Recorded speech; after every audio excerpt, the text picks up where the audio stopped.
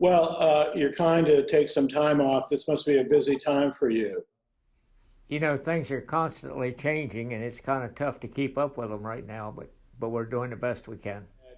What is the status now of the special election for president of the Talbot County Council? We've rescheduled that election for June 9th. And We have two candidates so far, and that's the current president of the council, acting president of the council, Ron Engel, and the council person from the 4th Ward is Megan Cook. We have two people that have applied for the seat of John Ford, the fellow who passed away a few weeks ago. And depending on which one of those will win the election, their seat will become empty, and we'll have to have another election later on. has there been any discussion of how people will be able to vote? We've talked a little bit about the possibility of doing our regular voting, and also the possibility of using paper ballots, and that's still up in the air right now. Do you have a sense of when that decision would be made? Within the next several days, probably by the end of the week. I think you were probably as surprised as I was that someone very early tested positive for the virus in Talbot County. Do you have any sense of what that case is about? We have a month or a daily meeting in the morning that brings us up to date with the latest issues in and around Talbot County and the state of Maryland. I was not surprised that we had one. I would be surprised if we don't discover a few more as testing becomes more widespread and available. But I'm just glad that it's not a fatal case, that we're still moving forward. And can you share with us how many people have been tested so far in the area? I think as of this morning, we were told there had been 22 that had been tested, with just the one that was tested as positive. I don't know who the 22 are that have been tested, and I don't know of any first responders that have indicated feeling signs of the virus.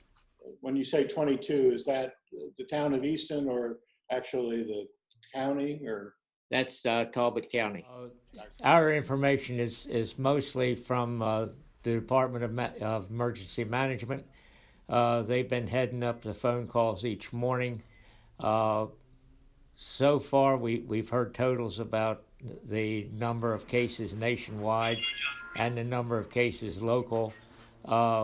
We've heard from the first responders, both the paramedics and the fire departments. And right now, I think everybody is still flexing their muscles a little bit, trying to take care of all the things they feel are necessary to do. And I know for the town of Easton, we've taken steps to close off the town buildings to the public. You can still reach the departments by phone or by email. And starting today, we're letting people go home on emergency leave. And we are right now about 50% to capacity as far as workers go. We do not let any of the patrol police officers go home at this point. They're revising the schedule. And of course, with Public Works, we've got to keep the garbage pickups and trash pickups going, or we'll have more of a mess. Do you have a sense of our preparedness, not only in terms of a municipality, but as a health system? You keep hearing, no matter what media you watch, whether it's the newspapers, whether it's TV or listen to the radio, and everybody seems to think that we were not prepared for this.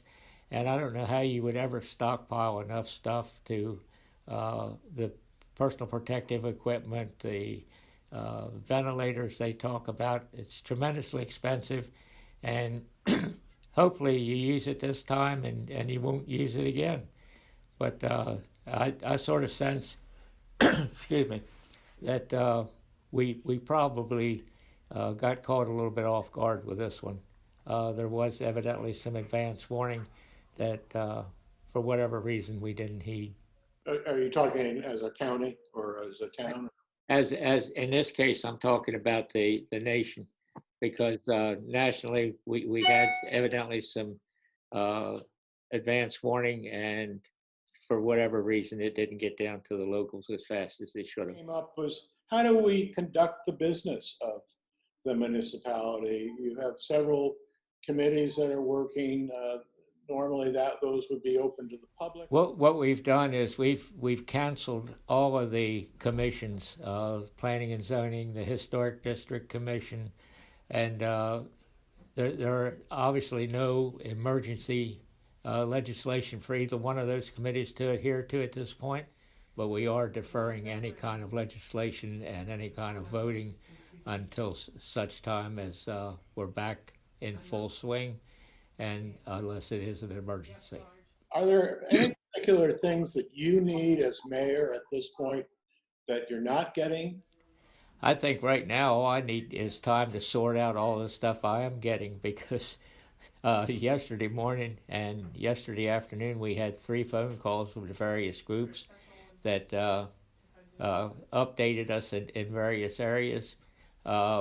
We seem to be getting the support we need from the state, the county, and not so much the feds at this point. But the information we need is forthcoming, and we're able to cope with it at this point. I'm sure this won't be the last time we'll have a chance to talk, but is there anything that you want to tell the community? I think at this time, I'd like for the community to understand that we are still a small town, a small area, and everybody knows everybody, and they know people that have problems and issues that need to be dealt with. So help out where you can. Most of us are considered family, and we feel that way. And that's kind of the approach we're taking with phone calls that we get. And if there are any concerns for any of our citizens, please give us a call. And if we don't know the answers, we can certainly put you in contact with people that can.